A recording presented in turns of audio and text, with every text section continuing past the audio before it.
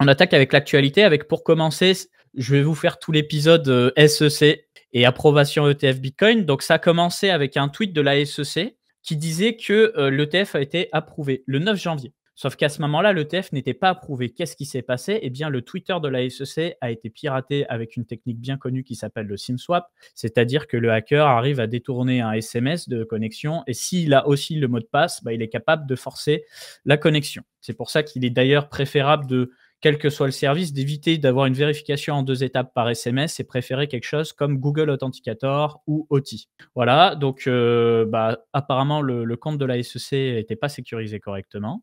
Donc, ils se sont énervés, ils ont lancé une espèce d'enquête interne pour savoir exactement ce qui s'est passé. Ça a retourné le marché parce qu'on a eu l'approbation, ça a pump. Après, ça a été démenti, donc ça a dump. Après, ça a été revalidé. Bref, tout le monde est parti dans sa petite théorie du complot à juste titre. Et on a eu une information directement de la part de Twitter qui nous a expliqué qu'effectivement, il n'y a pas eu de manipulation de marché. Enfin, pas de la part de la SEC, en tout cas, il y a bien eu un piratage et que c'était lié à ce problème de sécurité lié au compte. Donc, ZachXBT s'est fait un plaisir de nous rappeler que Gary Gensler était très bon donneur de leçons il y a très peu de temps encore pour nous dire qu'il est important d'utiliser des passphrases ou des mots de passe forts. 24 octobre. Et d'utiliser des authentifications à 2 étapes. Bon, j'imagine qu'il n'a pas non plus la main sur le Twitter de la SEC, que c'était plutôt évident. Je pense qu'il a dû péter un plomb. Le pauvre, sur ce coup-là, je serais à sa place. Ouais, moi, pour une fois, je crois que je vais rejoindre la team complotiste. Ouais. Dans le sens où, en fait, je vois pas l'intérêt pour un mec qui SimSwap de dire que les ETF sont approuvés alors qu'il peut avoir une réaction bien plus nette en disant qu'ils sont juste refusés. Parce que, en fait, si tu dis qu'ils sont approuvés, sachant qu'il y avait déjà eu un énorme run sur BTC et que, c'est pas que c'était déjà pricé, mais il y avait déjà une grosse hausse. Enfin, si c'était approuvé, la réaction, elle était moins nette dans le sens où tu disais que ça pouvait dump, que ça pouvait pump. Enfin, tu savais pas trop dans quel sens ça pouvait aller, le fait que les ETF soient approuvés, à mon humble opinion. En tout cas, t'as ce doute de, même si c'est approuvé, ça peut quand même dump. Alors que si tu dis qu'ils sont refusés, en fait, t'es sûr que ça dump. Enfin, il y a aucun monde où BTC pump, je pense, sur des ETF Bitcoin refusés, sachant que ça a été une des narratives qui a été utilisée pour alimenter, entre guillemets, toute cette hausse, je pense. Donc, je trouve ça assez bizarre, en fait, qu'il y ait un SIM swap pour derrière, je suppose, obtenir une sorte d'avantage financier en menant le marché là où on a envie de le mener, à savoir des ETF approuvés qui n'étaient pas encore approuvés, et donc faire pump le marché, alors que ça aurait pu être juste plus simple de dire ils sont refusés, pour derrière, faire un beau délit d'initié et clean, quoi. Et knock, ouais. Ah, c'est sûr. De toute façon, on verra si on a le fin mot de l'histoire plus tard, mais à mon avis, on n'est pas près de le savoir. On verra. Ensuite, il faut savoir aussi que malgré tout, c'est le pour de Gary à la tête de la SEC qui a permis l'approbation des ETF à 3 votes contre 2. Ça aussi, ça peut être une mise en scène interne, mais en tout cas, ça a été approuvé et il faut noter que la victoire de la part de Grayscale dans son procès face à la SEC a participé aussi à aller dans ce sens-là. Enfin, c'est pas vraiment une victoire, mais en gros, Grayscale a dit, écoutez, si vous me refusez depuis X années cet ETF, eh bien, j'aimerais savoir pourquoi, qu'est-ce qui justifie ça. Et la justification de la part de la SEC a été insuffisante. Et donc, c'est ça aussi qui a accéléré les choses récemment. Pour moi, encore une fois, je rejoins la team complotiste sur ça. Alors d'habitude, je suis pas du tout dans cette team. Je pense que juste le Gensler, il y a une personne qui s'appelle Larry Fink qui lui a tapé sur l'épaule et qui lui a dit tu vas voter pour, mon pote. Donc non, je sais pas s'il y a 2 personnes qui sont vraiment contre et 3 personnes qui sont vraiment pour. Mais dans tous les cas, je voyais pas un monde où c'était encore refusé politiquement. Je pense que c'était juste pas acceptable. Et il y a aussi cette réalité de si les ETF étaient refusés, je pense que Gary Gensler aurait perdu encore plus vite sa place de. J'allais t'en parler. Moi, je pense que c'est surtout ça. Qu'à un moment donné, le bonhomme, il est sur la sellette et qu'il faut bien qu'il aille un peu dans le sens du vent parce que sinon, ça veut plus rien dire et il dégage, tout simplement. C'est ça en fait. Moi, donc, Même si c'est pas un BlackRock ou des grosses entités qui l'ont tapé sur l'épaule, ou le président, ou l'administration, ou peu importe, au moins c'est son ego et c'est le fait de vouloir garder son job qui l'ont peut-être poussé à voter pour. Bon, peut-être qu'on se fait des films, hein, mais je pense que c'est une réalité, parce que en fonction de ce que tu votes, tu peux potentiellement perdre ton job. Donc, je pense que c'est très difficile à dire, enfin de penser qu'ils sont totalement non biaisés et qu'il n'y a aucune influence dans ce genre de Après, vote. c'est le jeu aussi. Cette fois, on va parler de Circle, qui est l'entreprise derrière le deuxième plus gros stablecoin, qui s'appelle l'USDC. Cette entreprise, qui produit un des stablecoins les plus propres, je ne dirais pas le plus propre, mais un des plus propres, cherche à entrer en bourse. Elle est apparemment valorisée aux alentours de 9 milliards de dollars. D'ailleurs, je suis étonné que ce ne soit pas plus. Mais d'un autre côté, ils font pas un truc de fou malade. Mais c'est vrai que quand tu vois du Starkware, je crois qu'ils sont autour de 8 milliards, 4 ou 8 milliards, ou du Sorare qui sont autour de 4 milliards anciennement, voire Circle à 9, c'est vrai que ça m'a un petit peu choqué. Bref. Faudrait voir d'où vient la source de cette estimation, de cette valorisation. Ouais, faudrait savoir. Bah, je pense que c'est juste qu'il y a de plus en plus de gens qui rentrent au capital et qu'à un moment donné, ils se font un peu la course sur la valorisation, hein, comme tous les trucs qui sont un peu hype. Mais je peux comprendre parce qu'aussi l'USDC, il est multi-chain avec leur propre protocole pour faciliter les échanges multi-chain. Ils ont bien géré leurs coûts. Et je pense que l'avenir de la monnaie électronique, elle est faite au travers de stablecoins, justement. Et comme ils ont ce côté propre que n'a pas Tether, pour le moment en tout cas, bah, ils ont cette place avant-gardiste. Et d'ailleurs, ça m'a permis, en couvrant cette news, de voir que apparemment Ripple aussi pourrait préparer une introduction en bourse. Alors, on l'a pas encore couvert sur Coin Academy, je l'ai envoyé tout à l'heure à Noredak, mais il y a cette rumeur comme quoi Ripple rachèterait une partie de ses actions et proposerait une introduction en bourse. À quel horizon à voir, parce qu'il y a aussi des affaires en cours avec la SEC, mais je pense que ce procès avec la SEC va bientôt se finir et il est possible que ce soit quelque chose déjà d'une part très positif pour le jeton XRP, prendre avec des pincettes bien sûr, mais aussi pour les autres crypto-monnaies qui sont jugées comme potentiels security tokens. Donc encore des trucs plutôt positifs. D'ailleurs, je suis un peu impressionné, on a quand même beaucoup de positifs en ce moment et pas tellement de négatifs. Je ne sais pas ce qui nous attend, mais le retour de bâton peut être assez violent. Je peux montrer un truc rapidement? Avec plaisir. Hop. Je regardais. Je suis choqué. C'est la capitalisation de Tether. Enfin, en tout cas, le nombre de stablecoins émis et disponibles on-chain. On est à 95 milliards. Il y a encore un an, on était à 65. Donc, on a fait plus 50% en un an. Bon, évidemment, on a le fait que l'USDC dépeg qui a aidé à la croissance de Tether. Mais voilà quoi, c'est quand même assez impressionnant parce que quand on regarde la capitalisation des stablecoins, on voit ici, tu vois que globalement, si on fait l'addition de l'USDC, de l'USDT, du DAI et de certains autres, on arrive sur une croissance qui est plutôt belle. Depuis un an. Depuis un an, on est passé de 114 milliards, excusez-moi, à 125 milliards. Mais sur l'USDT, on est passé de 65 à 95, quoi. Donc, mais ça veut dire que l'USDC, il a fondu comme du sucre en termes de capitalisation, du coup. l'USDC, c'est à la cave. Okay. Et je pense que c'est cette dynamique aussi qui les aide pas. D'accord. Je savais pas.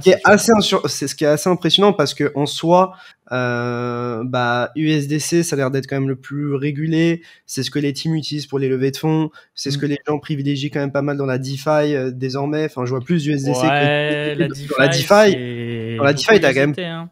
Ah ouais? Ouais, quand même. Moi, j'ai l'impression que ça a bougé pas mal sur USDC. Oui, ça bouge sur l'USDC, mais l'USDT, il est tout part. C'est pour ça, on me pose la question dans le chat, pourquoi l'USDT est aussi fort, mais c'est parce qu'en fait, il est avant-gardiste dans la DeFi, mais aussi sur plein d'exchanges qui sont un petit peu borderline. Mais ouais, il y a peut-être une rotation côté USDC. Je suis peut-être pas. Parce que pour moi, USDT, c'est trading, et USDC, c'est genre surtout le reste. Ouais. Et ce qui m'a vraiment impressionné, c'est que en fait, t'as Coinbase qui a grave incité les gens à déposer leurs USDC de mémoire chez eux pour obtenir du rendement, que t'avais des Bybit, etc. qui proposaient de trader en fait des paires BTC, USDC, Ethereum, USDC, etc. sans frais ou avec des frais qui sont plus faibles que l'USDT. Et malgré ça, tu te rends compte que en fait les gens disent mais même s'il n'y a pas de frais, j'en ai rien à foutre, je vais trader en USDT parce que c'est là où est la liquidité en fait. Et que malgré tous ces programmes, ils ont du mal à tirer de la liquidité sur l'USDC ou en tout cas sur les paires de trading USDC. Donc moi c'est mon observation. Peut-être que des gens dans le chat ont une observation qui est différente. On a des messages très intéressants. Donc, la rémunération de Coinbase, qui est quand même pas mal. Hein. On a ça. J'avoue que je n'avais pas cette information. Le fait que les pays touchés par l'hyperinflation peuvent se servir du USDT pour se protéger et s'exposer au dollar. Ça fait sens, hein. Tu vois, pour l'USDC, c'est ce que je disais. Je disais que Coinbase te payait pas mal si tu mettais ton USDC chez eux. Plus t'en déposais en plus, plus ton yield augmentait de mémoire. Et malgré ça, bah, t'as pas non plus une impression énorme du USDC, voire en fait t'as une réduction du supply de l'USDC, quoi. Alors que l'USDT, en fait, tu récupères pas de rendement, si ce n'est peut-être sur la DeFi à gauche à droite. Mais moi, pour être honnête, les gars, quand je trade, il y a rien de mieux que l'USDT, en fait. Tu regardes sur Binance, Bybit, etc. Là où les milliards de volumes sont réalisés, c'est sur les paires USDT, hein, sur tout ce qui est USDC, etc. Mec. C'est vrai que souvent les altcoins ils sont en paire USDT et pas en paire USDC sur les exchanges. C'est ça. Donc là, on va parler de l'airdrop Starknet.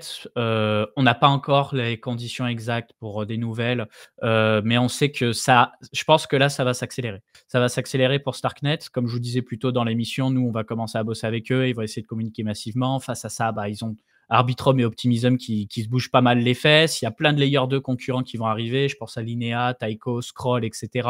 qui sont soit là, soit qui sont bientôt là. Il y a aussi Zcash, bien sûr. Bref, il faut accélérer tout ça. Donc, il y a eu un vote de gouvernance qui est passé pour la mise à jour alpha 0.13. Qu'est-ce qu'elle fait, cette mise à jour alpha? Déjà, d'une part, elle réduit les frais de transaction. Et d'autre part, elle dit aussi qu'à partir de maintenant, eh bien, vous pouvez utiliser les frais de gaz avec les jetons Stark quand ils seront disponibles, en plus des jetons Ether. Ils envisagent même de rendre le jeton Stark totalement exclusif pour le paiement des frais, avec bien sûr une proposition de gouvernance dans le futur. Donc ce sera la communauté de décider, mais ça va être très intéressant. Autre information que vous n'aviez peut-être pas, le supply total de jetons Stark sera de 10 milliards de jetons. On a eu une source officielle de la part de Starknet, qui est là depuis un petit moment, mais que j'avais pas fait gaffe. Et tout simplement, la source directement Etherscan du jeton. Donc pour le moment, très peu d'holders, puisque c'est l'équipe qui envoie les jetons. Et on sait que 18% de ces jetons vont être distribués, que ce soit sous forme d'airdrop, de grant, etc. On n'a pas encore toutes les informations sur la tokenomique, quel sera son prix au lancement, etc. Mais on n'hésitera pas à vous en parler. En tout cas, si on est à 10 milliards de tokens, vu la tendance actuelle de marché, je ne m'attends pas à voir direct 5 milliards de jetons en circulation, en sachant que pour moi, ça va pop très rapidement dans un top 150 CoinMarketCap. Faites votre arbitrage. Moi, je pense que le jeton, il peut tourner autour des 50 centimes, $1 rapidement. Moi, je pense que c'est $1. Hein. Enfin, quand tu vois des Arbitrum, c'est quoi? Faut que je regarde, mais Arbitrum de mémoire, c'était plus de 10 milliards de FDV. Hein. Ouais. Après, t'as pas du tout le même écosystème, c'est pas du tout la même traction, etc. Mais Arbitrum, je viens de voir, c'est 21 milliards de fully diluted. Donc, c'est-à-dire que même si Starkware a une fully diluted qui est 2 fois inférieure à Arbitrum, qui lui-même est top 38, bon, après, il est top 38 parce qu'il y a très peu de jetons qui sont disponibles. En fait, tu pourrais très bien voir un Stark à $1, surtout que je pense qu'ils vont jouer la méta de peu de jetons disponibles au début. Donc, c'est-à-dire que le circulating supply, il va être faible. Donc, la capitalisation affichée sur CoinGecko, CoinMarketCap va être relativement faible. Et donc, je pense qu'on va se retrouver avec une FDV de port, en fait. Et les gens qui vont beaucoup spéculer dessus. Après, j'ai peur. Moi, ce qui me fait peur, c'est un peu d'un point de vue purement valorisation et pas tech. Hein. D'un point de vue pure valorisation, j'ai peur que ce soit peut-être un pétard mouillé à un moment, dans le sens où il y a eu beaucoup d'attentes, leur boîte est très capitalisée, les gens les attendent beaucoup, et au final, tu as pas mal de concurrents qui prennent en traction. Mais après, c'est le premier...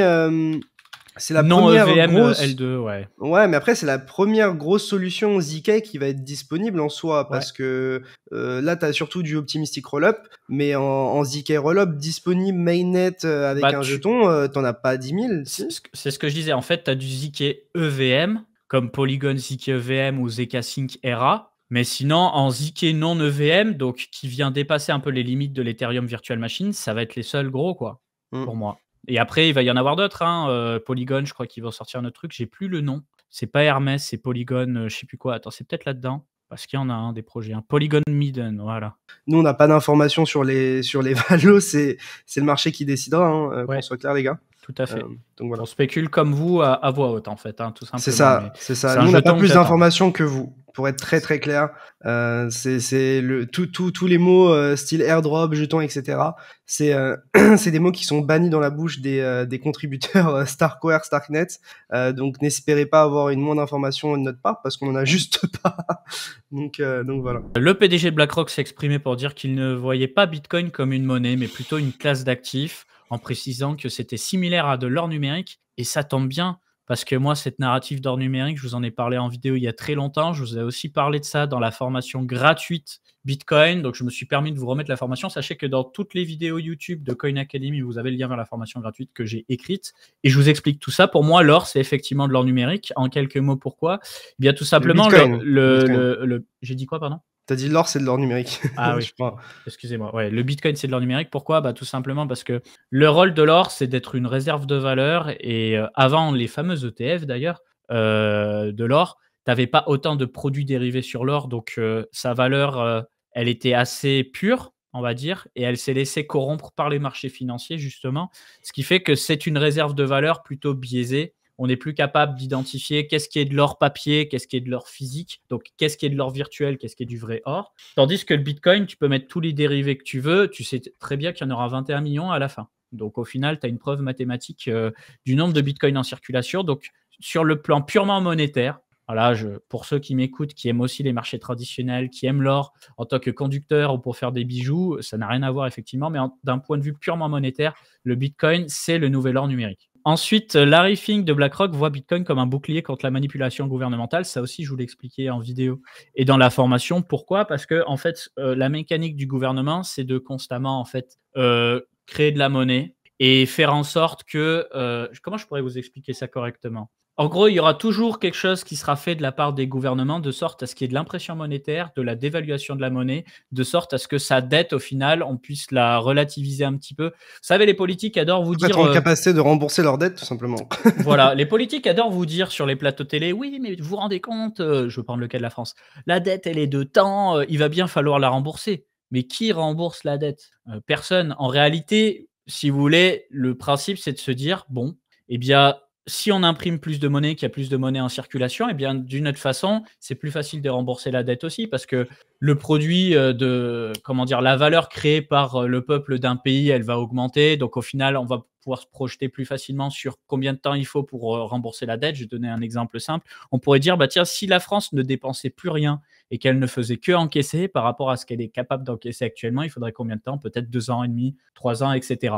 C'est ça qui fait la différence entre un pays riche et puissant et un autre pays. C'est la capacité d'un pays d'être capable théoriquement de rembourser sa dette. Voilà. Mais en tout cas, cette logique de création monétaire constante, elle va continuer. Et donc, si vous voulez vous exposer à un potentiel actif qui vient contrecarrer l'inflation, eh bien, Bitcoin en fait partie. En tout cas, c'est ce que je pense. Ce n'est pas une vérité absolue. Donc, si vous voulez une autre monnaie, une autre classe d'actifs qui vient contrecarrer cet effet côté monnaie fiat, vous avez Bitcoin. Et vous avez l'or physique aussi. Et j'insiste sur le côté physique parce que si un jour nous vivons, je ne veux pas partir dans des complots, ce n'est pas le but, mais nous vivons le chaos, votre or virtuel, peut-être que potentiellement, il ne vaudra plus rien. Tandis que votre or physique, caché sous le tapis, sous le matelas, etc., il aura toujours de la valeur parce que où que vous ayez, quelqu'un le voudra, votre or physique. Est-ce que la prochaine étape, ce ne serait pas les ETF Ethereum et peut-être Solana, Chainlink, Non, t'as dit le gros mot, fallait pas le dire. C'est lequel le gros mot? Solana? Ouais, je sais.